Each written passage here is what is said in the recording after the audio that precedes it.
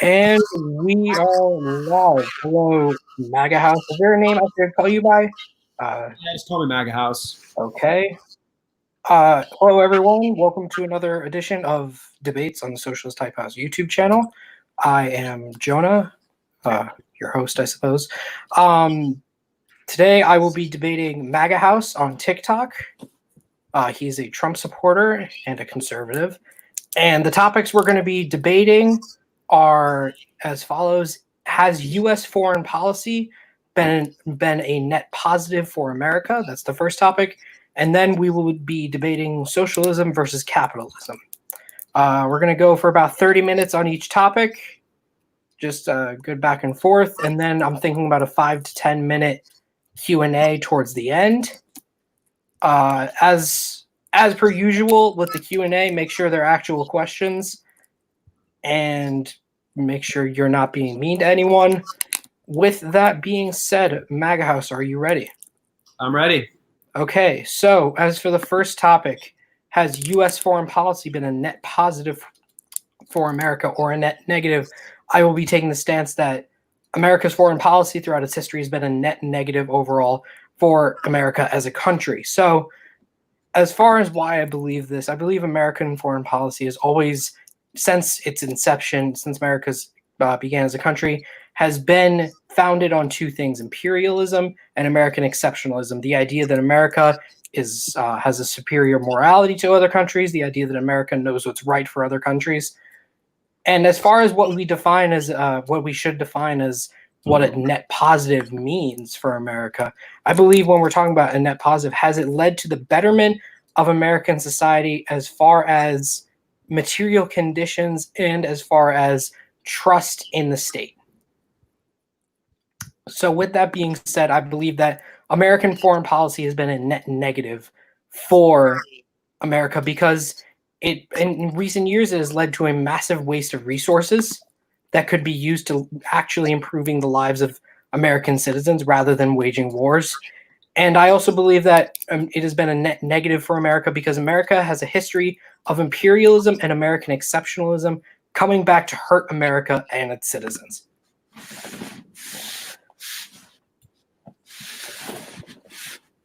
So, yeah, so I suppose you could present your side of the argument. So, you said that the military spending was a waste of resources. Yep. What would you rather use that military spending on? So there are plenty of ways we could use the spending we use for military, but I think when it comes to a government's budget, I think when we're talking about allocation of resources, the question becomes what's necessary to spend money on.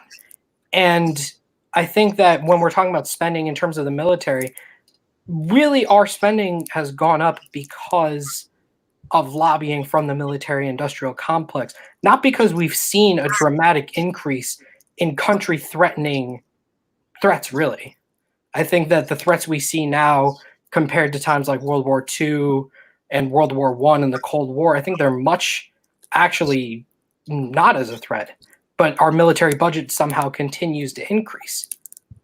Would you say that China isn't a threat to the United States? There's a Cold War going on between them and us right now. I think that China, while we certainly have many opposing values with each other, I think that China overall could be considered not a threat, but the problem is we're taking a very hawkish approach to China in terms of our economic policy, when in reality, we should be working towards de-escalation of this new Cold War with China.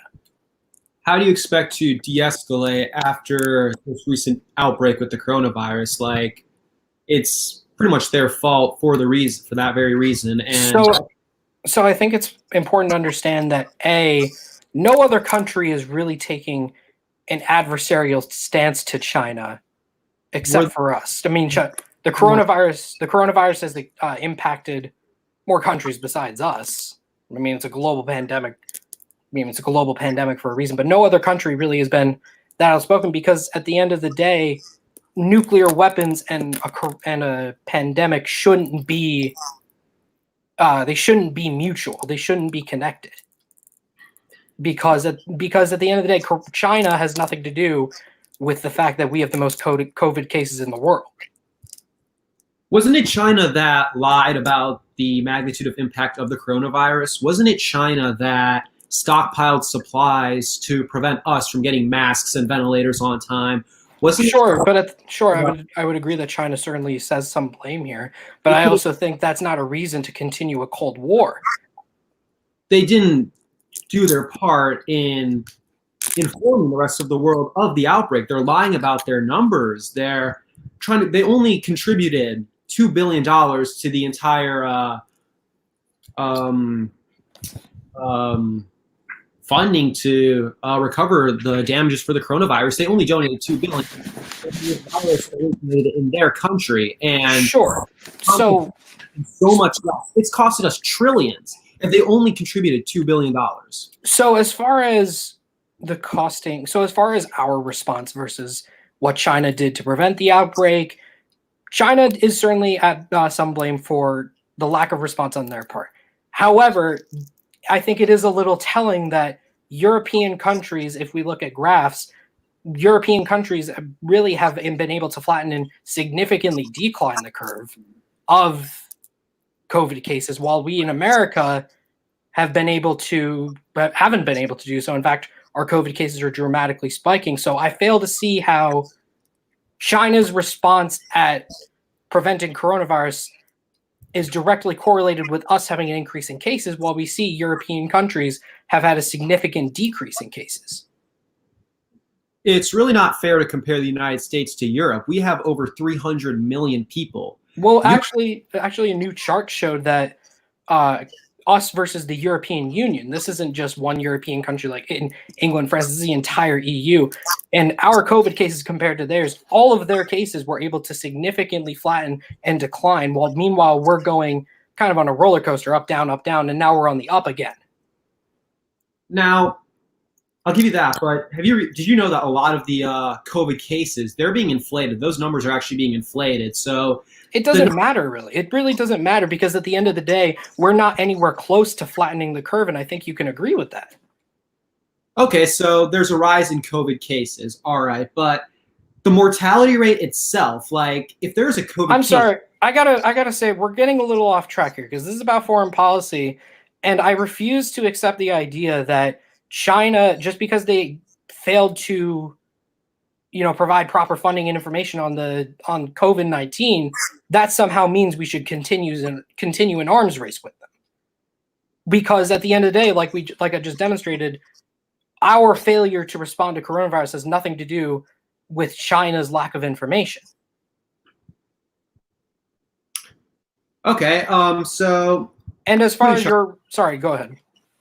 putting China to the side, they're not the only threat at the moment. The Middle East, that's a huge problem. Actually, Like, yeah, that's a really good point. Let's talk about the. Sorry, how go can ahead. we ensure peace with the Middle East? Like, ever since 9/11, I think it's been like that was a really good lesson that the U.S. learned, despite it being almost 2 decades ago. Like, military itself is like an insurance for the nation as a whole. If you don't have good military funding and something happens like 9/11 where you're not prepared for such a tragedy, bad things are going to happen. The ramifications are horrible. Like, So let's talk about 9/11 for a second. So one of my points is that imperialism and American exceptionalism has come back to hurt America and its citizens. So with 9/11, we were attacked by radical jihadists in a. Are you frozen? Can someone in the comments tell me if it's just me? Is it my end?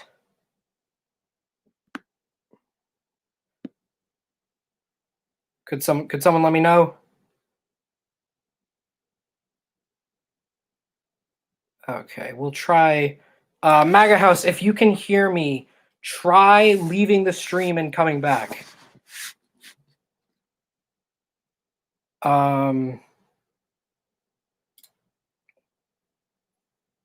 Here, we'll try Ooh. Here. 1 second, guys. I don't know why I always have the technical difficulties.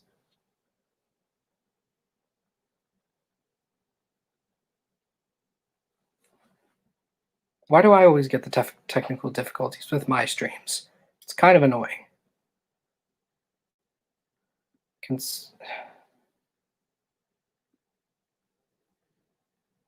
Yeah, this is. Sorry, guys. Technical difficulties. I'll try to see what I can do. Um. In the meantime, you can just chat with each other in the live comments. I'm trying to DM him on Instagram. Just tell him to rejoin the stream. If anyone in here has his contact info, just text him or DM him or whatever to rejoin the stream. Because this is unfortunate, and I don't think he knows to rejoin the stream.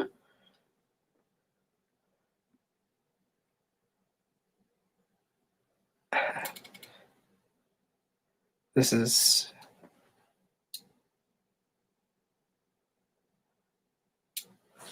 Okay, he says he's trying to reconnect.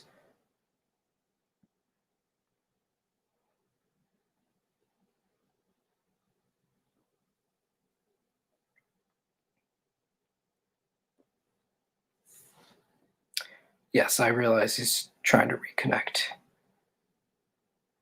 Sorry about this, everyone. Come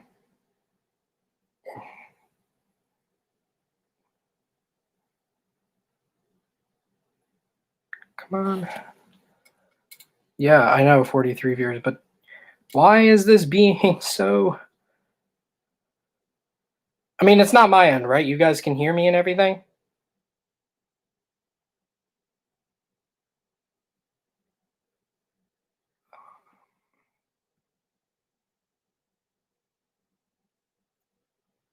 Here we go. Okay, cool. Okay, is that better? Yeah. Okay. Yeah, so if that, just so you know, if that happens again, just leave the stream on your own and try and rejoin. That usually helps if people have technical difficulties. So we were talking about a 9/11, yes? Yes. So one of my points is that history of American imperialism and American exceptionalism has come back traditionally to hurt Americans and American citizens. So one of the prime examples of this actually is 9/11. So when we're talking about 9/11, 9/11 was a terrorist attack on us from radical jihadists. But what's little known is that during the Cold War, during the end of the Cold War, in the Ronald Reagan era, when it was kind of us versus the Soviets, we gave funding to radical jihadists to fight the Soviet Union and Afghanistan. And one of the leaders of the radical jihadists was actually Osama bin Laden. So we gave funding and arms to Osama bin Laden. And what they did with that funding was Afghanistan became very much a kind of a radical Islam run state. I mean, there are accounts of women getting shot in the street in the face simply because they weren't covered up enough. So when we're talking about, oh, how did these groups rise to power? How did these groups rise to prominence where they could think they were so bold to attack the United States? It's because, in large part, we gave them that funding to try and fight the Soviet Union because we thought we were better than the Soviet Union. Well, a huge part of giving that funding was to curb communism. You know, that was a major scare back then. Sure, that was, and look how that worked out for us. Well, yeah, we gave funding to Osama bin Laden. Yeah, to curb communism, though. At the time, that was a major threat, and that was a threat to capitalism itself. You know, maybe if we didn't give that funding, communism would have spread even more to Iraq. So that's I would consider that a hypothetical, but also we have examples, also real life examples of American foreign policy where we did try to curb communism ourselves, and it ended up hurting us way more than it helped us in the form of the Vietnam War. I mean, the whole point of the Vietnam War was to try and prevent Northern Vietnam from absorbing South Vietnam because Northern Vietnam was communist, sorry. But at the end of the day, we spent, I think, 6 to 7 years in Vietnam. We ended up killing more than 1 million to 2 million civilians. And we lost that war. It severely hurt our economy. And Northern Vietnam still absorbed Southern Vietnam, and Vietnam became communist. Well, I think the reasoning for those negative long-term effects was because, like, we weren't exactly experienced with handling such an overtake of an economic system like communism. You know, like, now that we've learned from our experiences that, like, that may not be the best solution to do things, we could approach it in a more efficient manner. So you think we learned from our lessons that a ground invasion of a foreign country isn't a good idea? Well, yeah, that's kind of how history works. Then how come we went into Iraq and Afghanistan? Well, that's for a different point. It's not about curbing communism. It's for other reasons. It's to ensure peace and for oil reasons. Ensure peace. Yes. Okay, so then if ensuring peace is the goal, why did we topple Saddam Hussein? Well, military force is the best way to ensure peace, and that's a part of military force is the best way to ensure peace. So that's why that resulted in 9/11. I'm sorry? The trust system where we don't use military force, we try to do it through literal peace itself, doesn't work. That's how it resulted in 9/11. That's just not true at all. 9/11 happened because radical terrorist groups were tired of American imperialism, and also the CIA gave funding and arms to Osama bin Laden to fight the Soviets. That's not peace at all. That's how you get what you want, through military force. But you just said we tried peace and it led to 9/11. 9/11 was not caused by peace at all. Military force. Okay, if military forces work so well, how come we've been stuck in Afghanistan and Iraq and it has turned into the longest conflicts in American history? It's not. Peace is a part of that, ensuring peace, but it's also for oil because the method of getting oil through military forces is much cheaper and provides a lower cost source for our citizens than the method we have here. So 2 million Iraqi citizens dead. You think that's worth oil? Yes. You did not just say that. You did not just say 2 million Iraqi civilians killed in an unjustified and lied into war by George Bush is worth cheaper oil. Unjustified is it's 100% unjustified. George Bush said that Iraq and Saddam Hussein had weapons of mass destruction, and when the UN went in there and inspected their facilities 7 different times, they found no evidence of weapons of mass destruction. Well, how do you know they don't have it? There's no guarantee, regardless of how many inspections you do. You can't know if they have mass destruction. Weapons of mass destruction. Colin Powell admitted, the Secretary of Defense literally admitted that when he went in front of the UN and said they had weapons of mass destruction, he had admitted later in his life that he was lying. Okay. And George Bush said in a speech that we knew they didn't have weapons of mass destruction. Okay, but how do we not know that now? Because Saddam Hussein is out of power and we've turned the entire region into one great power vacuum. That's how we know. So I'm sorry, are you saying that because any country might have weapons of mass destruction, we should go and invade every country? Well, we have to ensure that the Middle East doesn't have any nuclear weapons. That's very important. Why? If we stayed out of the Middle East, who knows? Maybe a lot of these problems we have wouldn't even be problems. It's better for other countries to not have nuclear weapons than to have them. That creates this Cold War and this tension. Okay, when nuclear weapons are a thing and they're here to stay, that's the problem. So when we're talking about should Middle Eastern countries have nuclear weapons, our history with Iran has been extremely tensious, or extremely filled with tension, sorry. But when we were at our best was actually during, I rarely give him credit, but was actually during the Obama era when he struck the Iran nuclear deal and basically struck a deal where they were allowed to keep their weapons, but they weren't allowed to develop more. You're still developing nuclear weapons, though. Right, because Trump pulled out of the Iran deal. Trump literally pulled out of it. And even still, they followed the Iran deal. They still followed it because European countries were still in it. Okay. So my point is that this idea that, military force is the best way, we need to keep peace in the Middle East. The Middle East was actually fairly progressive and democratic in the 60s. Okay. But when we started getting military involved in there, it significantly regressed Middle Eastern society. But at the same time, the U.S. is kind of a model for the rest of the world. If we are in terms of what? Just the economy. We have the largest economy in the world. We do have the largest economy in the world, but at the same time, our economy is filled with 27 million people who don't have health insurance, 78% of people who live paycheck to paycheck. Okay, but health insurance everyone having health insurance doesn't mean it's a good economy. It actually makes the economy worse because it abolishes private health care. Yeah, that's a perfectly fine thing, but that's not what we're talking about in this debate. In this part of the debate, we're talking about American foreign policy and whether it's been a net positive.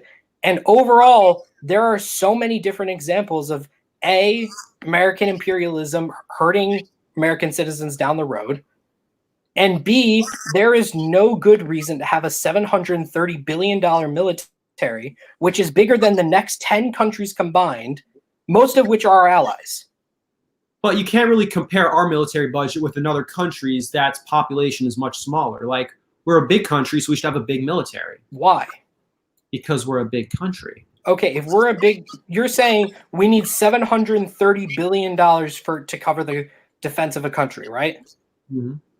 Right. So then if China has 1 billion people, which is 700 million more than we have, why do they have half our military budget? Well, China has a lot of production and manufacturing in their country itself. The U.S. doesn't have that. It has to go to other countries such as the Middle East to obtain commodities such as oil, and they do that through a strong military. Okay, you do know that Saudi Arabia is our biggest seller of oil, right? And we have never used, and they are actually our military ally. Mm-hmm. And actually, the U.S., I'm fairly sure, became a net exporter of oil.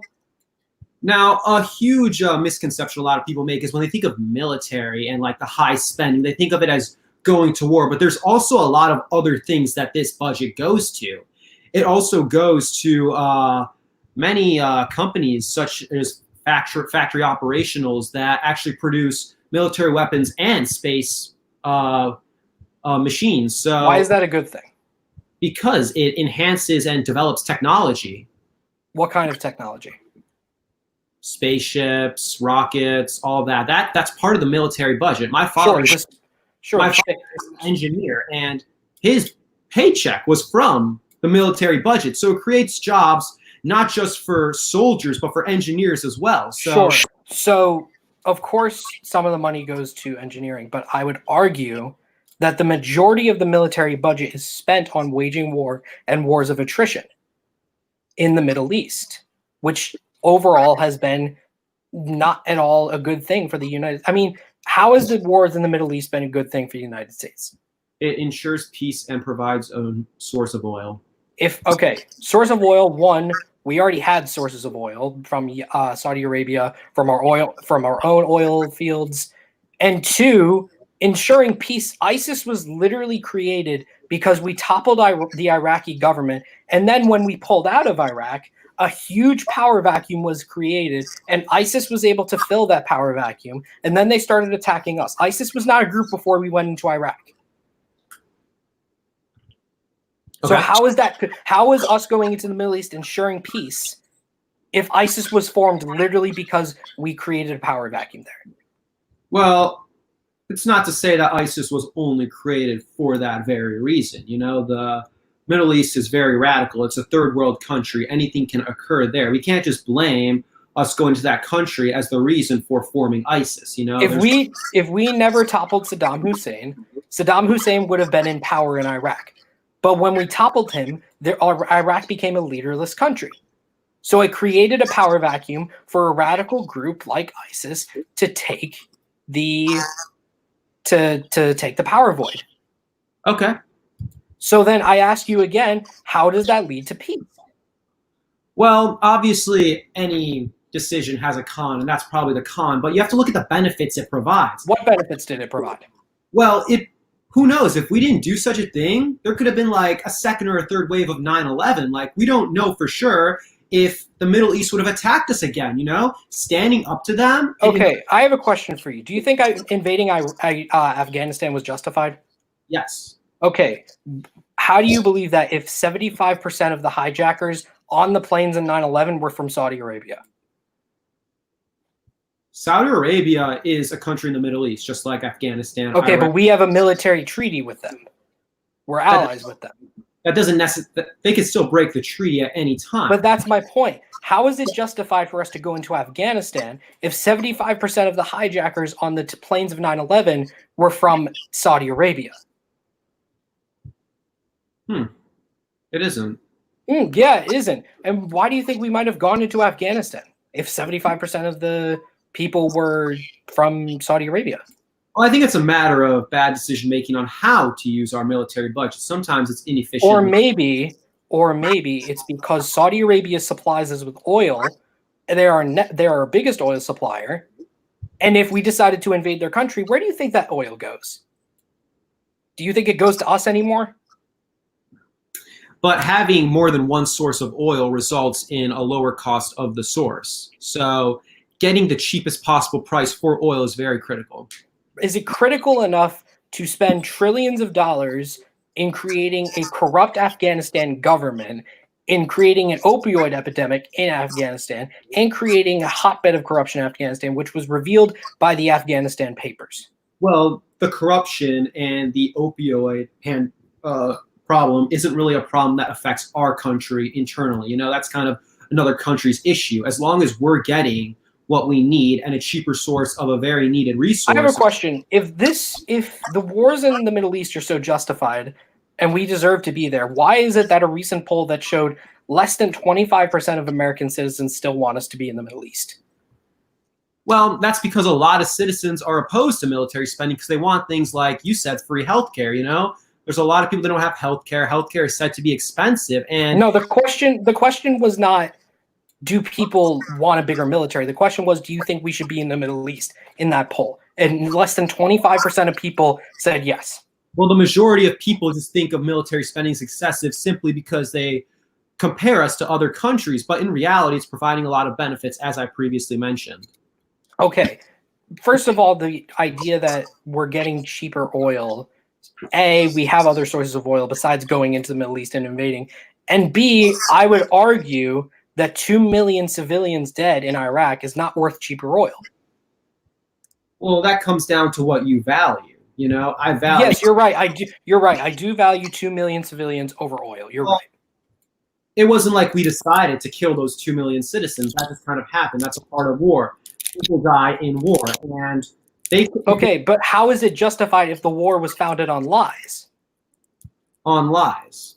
Yeah, George Bush lied about Saddam Hussein having weapons of mass destruction, which forced Congress to give him the 2002 AUMF, which allowed him to use the military however he wanted in Iraq. Well, obviously there's no smooth way of doing things. There's always maybe you don't do it at all. And then if we didn't invade the Middle East, what would we have done with those funds? Nothing. You don't do anything with it because going into these countries creates way more problems for the U.S. than it actually does create benefits, as demonstrated by the Vietnam War, as demonstrated by the Iraq War, as demonstrated by the fact that when we tried to topple Fidel Castro in Cuba, we almost ended the world with the Cuban Missile Crisis.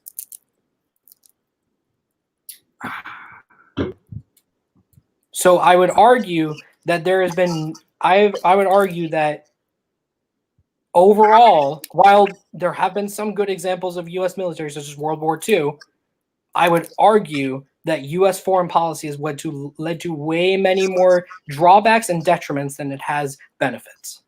But there's no guarantee that if we didn't spend the money on the military budget, that we would still be in the safe, secure situation that we are in now.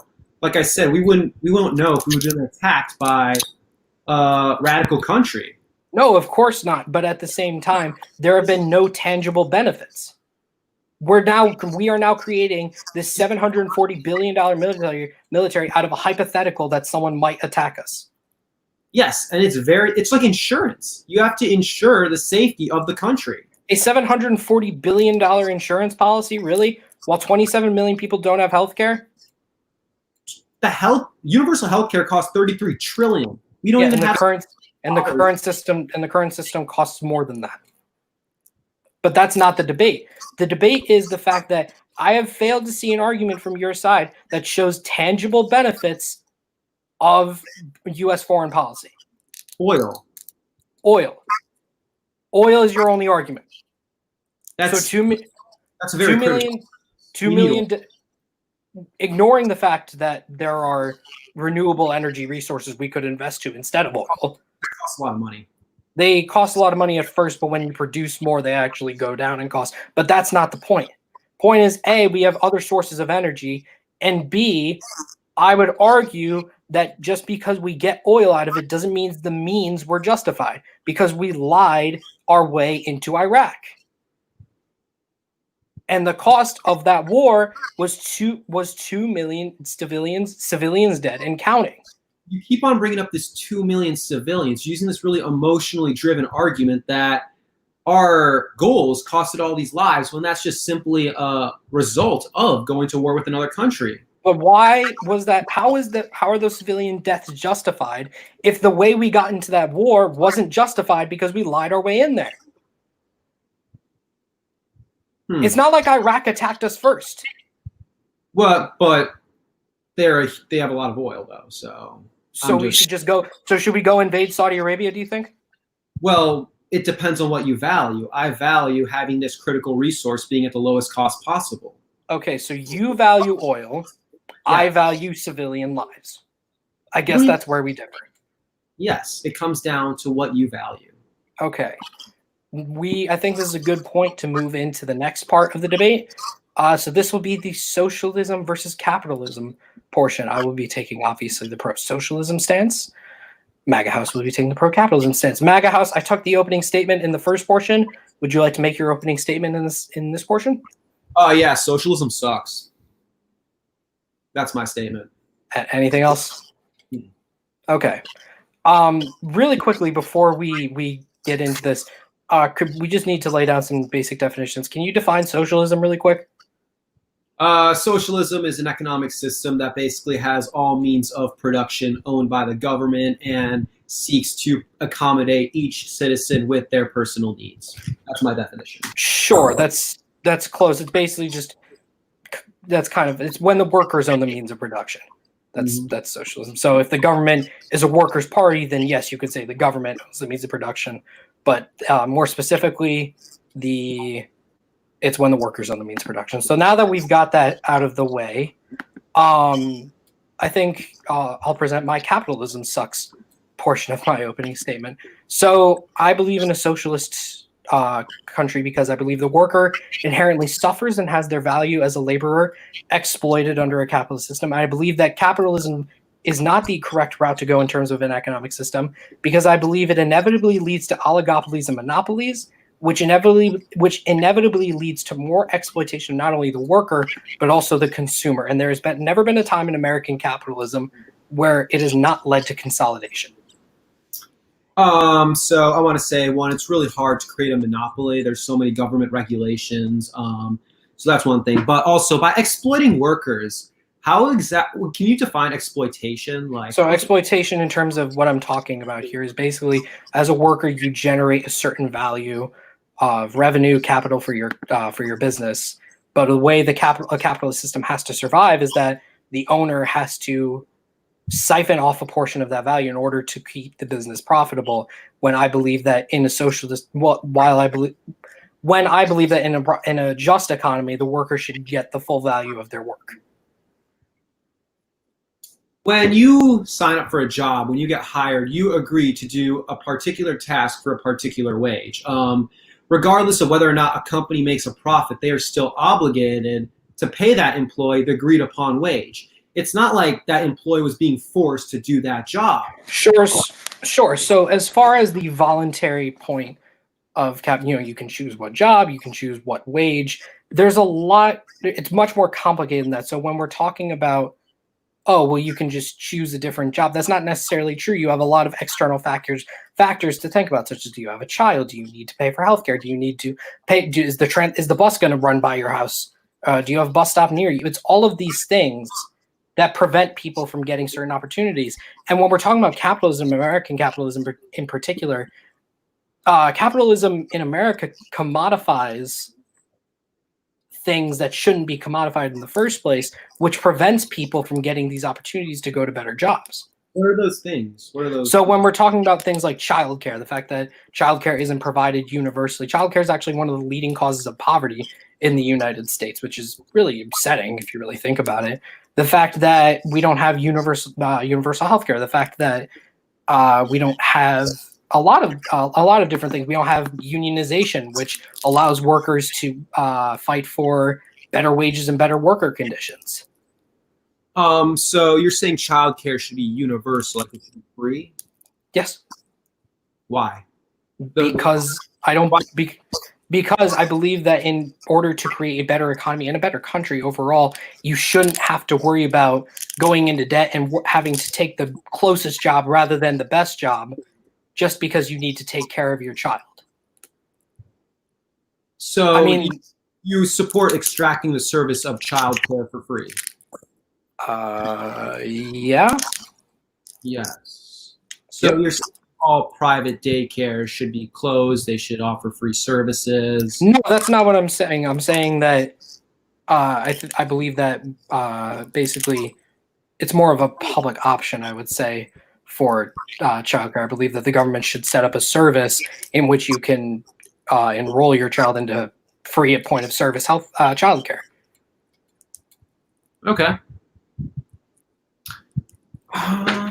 So regarding socialism, let's just say, going back to the whole business thing, if let's just say employers had to pay someone like a living wage, as you call it, why would anyone want to own a business or create or start something up if whatever they do ends up going to the majority of the people that worked for it? Like, why would anyone be incentivized to start something or invent something? So as far as inventing, so as far as innovation goes in capitalism, I mean, a lot of the really profound developments in technology that we see are not actually from the private sector, they're from the public sector. So the internet, GPS, the radio, a lot of these things were developed in the public sector. So, and when we're talking about things, maybe medicine, for example, Cuba is actually the world leader in medicine production and pharmaceutical production. So, and they had a communist revolution under Fidel Castro.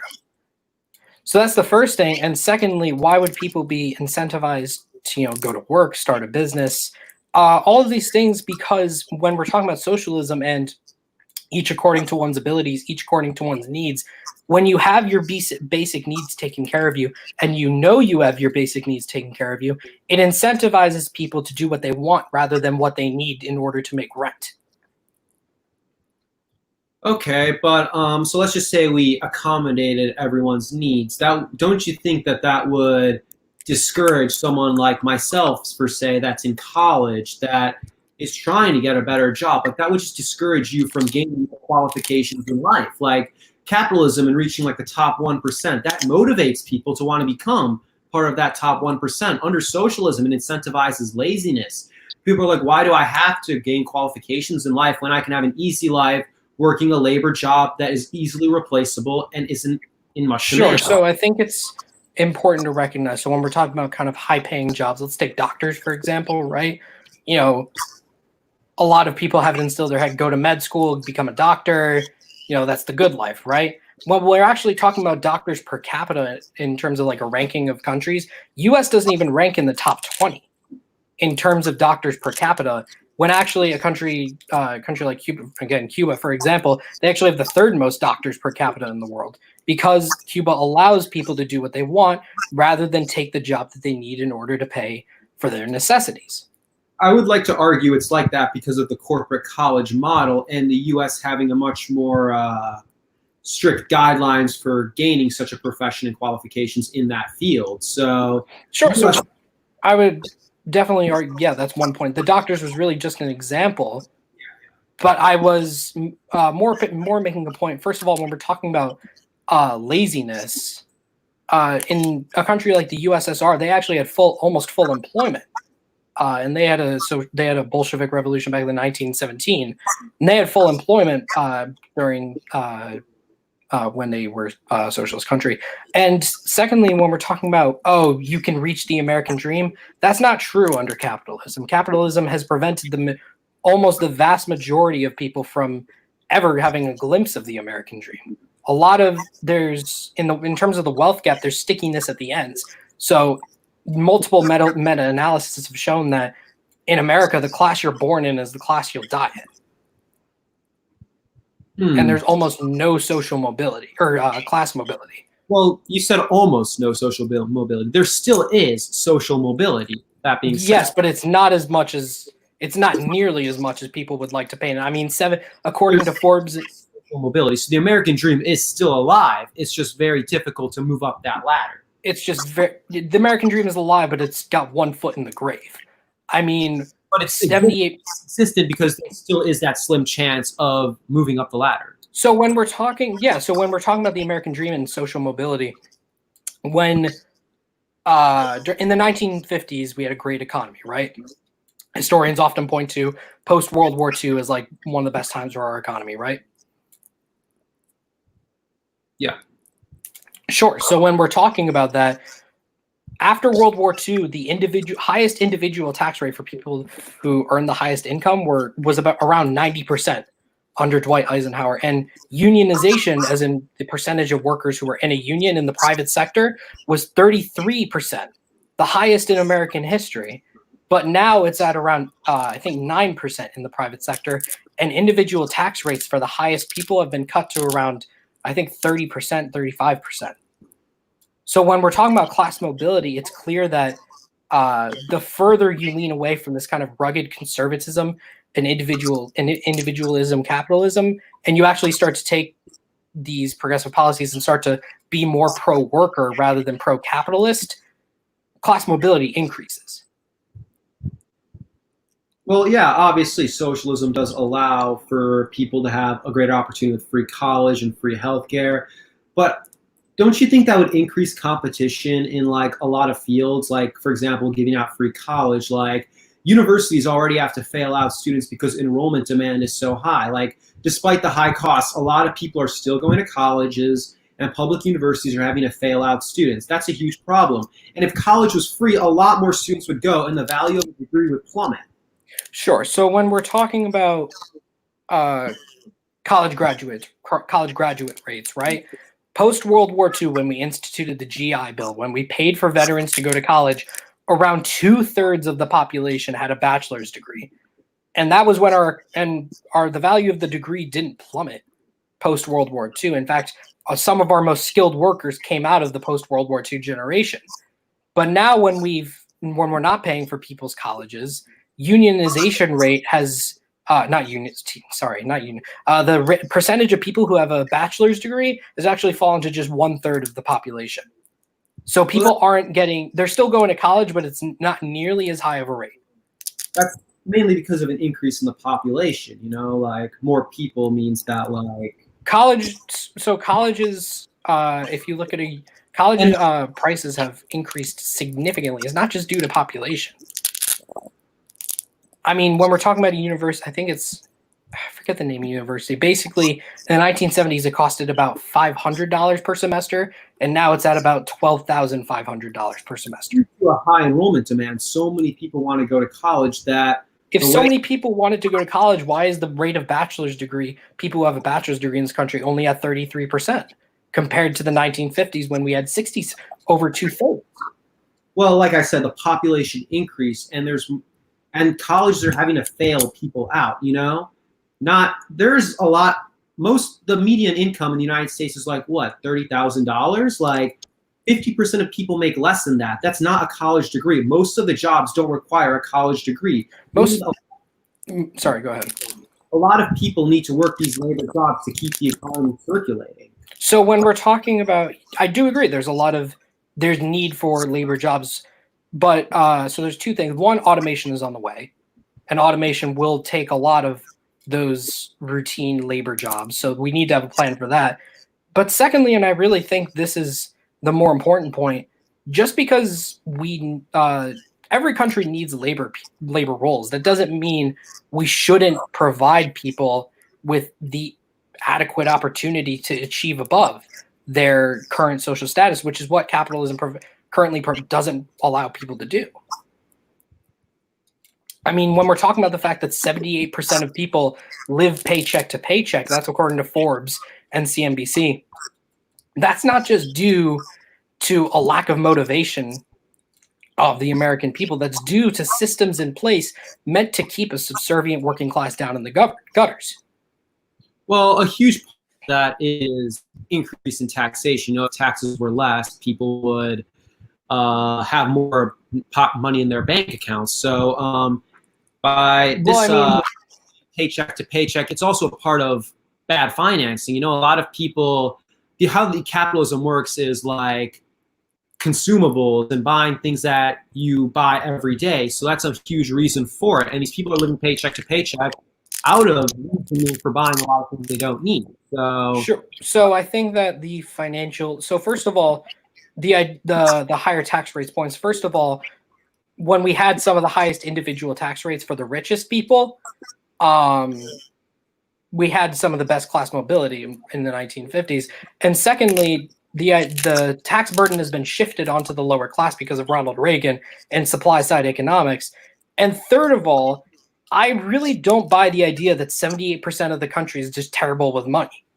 I really don't buy that when we have rising rent costs, rising childcare costs, rising healthcare costs, rising utilities costs, rising just cost of living overall, but our government hasn't adapted to those situations. well, that's kind of how capitalism works. Every year you want to make more. That's why these industries are increasing their costs, such as childcare and healthcare. But why should they be industries in the first place? Because we know that you need healthcare to live. We know. Don't. Okay, the idea that you are not going to get sick or injured at some point in your life. I'm sorry? 27 million people are alive and without health care. They're living without. 68,000 people die in the U.S. per year because they don't have a lack of health insurance. More than 45 million people have underinsured insurance health care. That means they have health insurance, but it doesn't cover nearly enough as it should. We have the highest rate of medical debt in the country. But the thing is that these people are choosing not to get help. ICUs are not allowed to deny people. They want to extract service for free. They have a choice to go to the ICU, but they decide not to because they don't want to pay.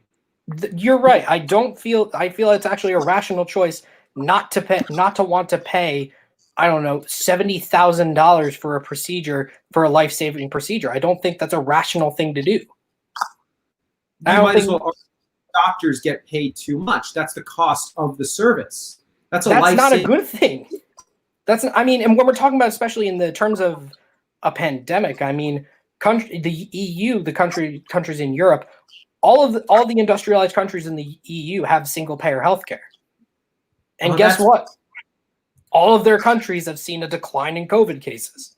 While meanwhile, the US has to pay for testing. You have to pay to get service. At the same time, universal healthcare isn't perfect. There's the quality of healthcare lowers. There's an increase in wait time. And the people that benefit off of this are the ones that contribute less in taxes. Okay, so first of all, the idea that it leads to smoother outcomes is ridiculous. Study after study shows that U.S. actually ranks dead last among industrialized nations in terms of healthcare outcomes for its citizens. And secondly, the idea of wait times. Every single country with a health insurance system has wait times, whether it's private or single payer. The difference is that these countries with single payer prioritize need. The U.S. prioritizes money. That's how it should be. If you're willing to pay for something, you should get it. If you're not willing to pay for it, you don't deserve that product. What if you're not able to pay for it? Then you shouldn't. You shouldn't. So I have a tumor. Should I get chemotherapy even if I'm not able to pay for it, or should I just die? You cannot be denied from an ICU. You have a choice, but you don't want to. ICU does not cover chemotherapy. Well, regardless of what this, it's just you shouldn't be able to extract the service for free. Should I die from cancer if I don't have the money? The same concept could go to someone of starvation. A lot of homeless people die from starvation because they cannot afford food. So yes. So you're saying that it's cool that people are dying from starvation? Well, I never said it's cool, but the thing is if you're not willing to pay, you're putting the company at a liability. Okay. Why is it a willing thing when the fact of the matter is that in the past 40 years, production among workers in the United States has increased 73.9%, but wages have only increased 9% with it? Why is it a willing thing when clearly there's a large amount of exploitation occurring within the system? Well, a huge reason why wages have actually not increased as much as, say, GDP is because of illegal immigration. That actually stagnates wages and allows for a cheaper source of labor. Okay, since Ronald Reagan took office in 1980 and he instituted significant tax cuts for the richest people in this country, it is quite clear when you look at graphs, when you look at charts, that the wealth gap between the middle class and working class and the upper class has increased so significantly, marking the time period that Ronald Reagan first instituted supply-side economics. Okay, what's wrong with the increase in the wealth gap? Doesn't that incentivize you and give you a motivation to want to be a part of the top, say, 1%? Motivation doesn't equal results. That's the problem. It still gives. We have some people are still working hard. We're the third hardest working country in the world in terms of our workers. But how come people aren't able to move up? How come wages have only increased 9%? How come it's the fact that 3 people in America own more wealth than the bottom 50%? That can't just all be due to immigration.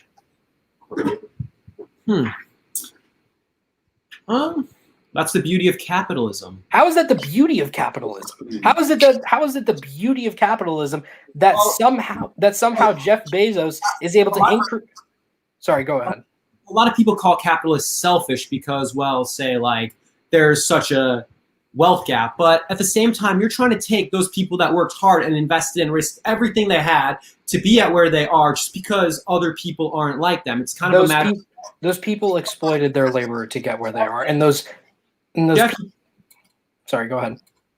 Jeff Bezos, he, for example, risked everything he had to start up Amazon. Like, he risked everything. If that didn't work out, he would have been on the streets. But Jeff Bezos got a $300,000 loan from his parents to start Amazon. Okay, well, either way, business owners, my point is that business owners risk everything they have. And if things don't work out, there's no guarantee that they're going to get to the top. So these people put everything they had at stake and they got the reward, which is ultimate wealth. And that's like a huge incentive of capitalism. It gives everyone a chance.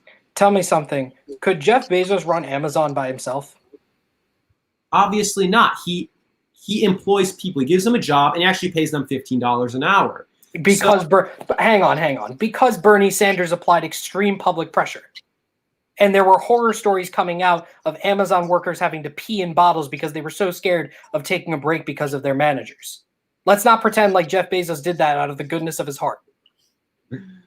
Yeah, but at the end of the day, it's like he's the owner. He can choose to do whatever he wants with the company. Yeah, that's not a good thing. That's not a good thing that people had, that one person has so much power over their workers. And this idea that Jeff Bezos or any capitalist really risked it at all. How about the workers who worked at the startup? They could have left a stable job. They could have left a well-paying job, and they took a chance on a startup to help him build it up, right? Uh-huh. So what about those workers? Why aren't they getting $1 billion a year? They're just workers. They're not owners. They don't own capital in the company. They are literally just workers. But you just admitted that Jeff Bezos couldn't run Amazon by himself. Yes, because he had to hire employees to do so. He hired them, told them, I'm going to pay you this amount per hour, and you're going to do this specified task. They agreed to it. They weren't forced to it. They wanted to do it. And Jeff Bezos was able to profit off of that labor. There's nothing. So my whole point is that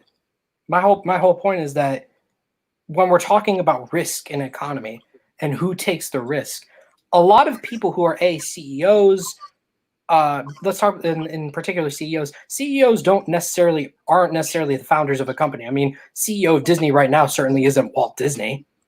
So in that case, when we're talking about, who has to run a company, a lot of the times it's just people who got lucky and were able to be born into wealth and go to a nice business school. So that's the first thing. And secondly, I completely don't accept the idea that just because someone took a risk, which wasn't necessarily even a risk. I mean, Jeff Bezos got 3. He certainly would have been fine if the company failed. But I refuse to accept the idea that just because they were the one who founded the company, that all of a sudden means they should reap 99% of the rewards, because at the end of the day, they couldn't have built up the wealth or the company that they could have without their workers. Okay. So when we're talking about socialism versus capitalism, in socialism, the workers own the means of production. Workers are getting their value out of their work. In capitalism, they have to have their work exploited in order to make the company profitable. Well, you do need employees. You're basically saying that employees should be paid based off of how well the company is doing. So if I were I'm saying employees should be paid based off the value they're generating, regardless of how the company does. Where does value come from, though? So that value can come from a lot of different things. It can come from how hard they've been working. It can come from the value of the commodity they're producing. It can come from a lot of different things. But at the end of the day, capitalism can't be a fair system because there is the profit motive. Well, yeah, it's not fair, but it still incentivizes you to reach that ultimate wealth level. You know, no one would want to start up a company like Apple and create iPhones or offer someone a product or a service that's never been seen if there was a system like socialism. We wouldn't be developing and enhancing and inventing new things if there wasn't something like capitalism. So I disagree with that profoundly. I mean, some of the most, as I mentioned earlier, some of the most profound technological innovations have been made in the public sector. Okay, such as the internet. Private companies like Tesla, something like that, that wouldn't have come up if all this would be owned by the government and the workers. And I think, I'm sorry, can you say that again? If something like Tesla, for say, like, if that was owned by the workers, then no one would actually Elon Musk wouldn't want to start up a company like that, because he wouldn't actually make the profits that he's making off of it today under a socialist economy. So when we're talking about, incentive to work, I mean, when we're talking about an incentive to innovate, as I mentioned earlier, the USSR actually had some of the first groundbreaking innovations when it came to the cell phone. So that's the first. So that's a huge example of innovation.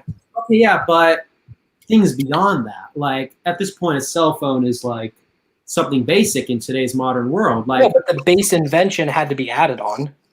Yeah, but something at this moment that we can't think of at this very moment, something you can't even imagine, might be invented tomorrow or next week, and that's off of capitalism. Not necessarily. The internet was founded in the public sector. The GPS was founded by the military through public funding. Okay. But in general, something owned by one person, if someone creates something the world has never seen, something that provides value to someone, if that was invented, that would be through capitalism. Under socialism, no one would want to do that because it would just be owned by the government and the workers. But I've given you so many examples of innovation in socialist countries. But we would have more off of capitalism. I disagree, but I think that is going to end the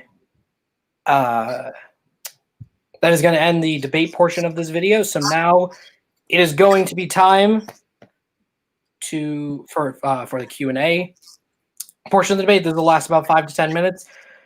Guys, as I said earlier in the video, make sure your questions are actual questions. I'll display them up on the screen. And don't be mean. That applies to both of us. Don't be mean on it. Okay. This is from Crazy Beard. Question for MAGA House. Do you believe poor people don't deserve health care? I never said I don't think poor people deserve health care. I think if you're not willing to pay for the service of something, you do not deserve health care. If you're not willing to pay for something, you shouldn't get it for free. Being poor is an emotionally driven argument, and that often doesn't tend to result in the best economic outcome. Thoughts on Candace Owens? She's a goat. She's a grifter. That's my opinion. Let's see. MAGA House, what degree are you pursuing in school? I'm a finance major. Cool. MAGA House, do you have any new perspective on topics after this debate? No, to be honest, I was not prepared for this debate at all. This was my first debate. I knew everything he said. I knew beforehand. Like, I understand how all his arguments does have benefits. At the end of the day, it comes down to what you value. I'm a selfish capitalist. I believe in economy over everything, and henceforth, like, emotionally driven arguments of someone, for example, not having children doesn't exactly appeal to me. Let's see. Let's see here. Question to MAGA House: should land be given back? Would you be willing to give back your home? I don't really. I guess land is. I guess that's kind of a broad question. Yeah, no, that's just. I don't understand that argument. Like, how the U.S. is stolen land. If it's stolen land, then, like, would you be willing to give up that land that you're on to some random Native American? No, you wouldn't. And most of the world has been conquered. Like, the UK conquered 95% of the world, so it's really not a fair argument to say that the U.S. has stolen land because. Well, the U.S. Well, never mind. Jonah, what do you think of millions of people fleeing socialist countries such as Venezuela and Cuba? Venezuela isn't socialist. 2/3 of their economy is in the private sector. That's the first thing. And secondly, it's impossible to ignore the failures of Cuba and Venezuela without considering the impact the U.S. has had on them with economic sanctions. This is from Sebastian. Yes, I speak Persian. Cool. Jonah Cole, tell us where one country has worked: Bolivia, USSR, Cuba, etc.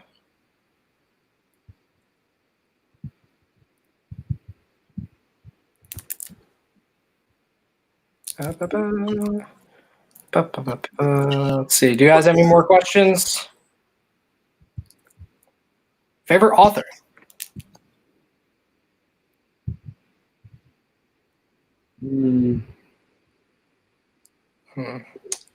I would probably have to say, I don't know. I don't really know who my favorite author is. Jonah, what do you think of Thomas Sankara? Very based. Thomas Sankara, very based. That's the same question. Let's see here. Question for Socialist Typehouse. How do you determine the value of workers' work is hard?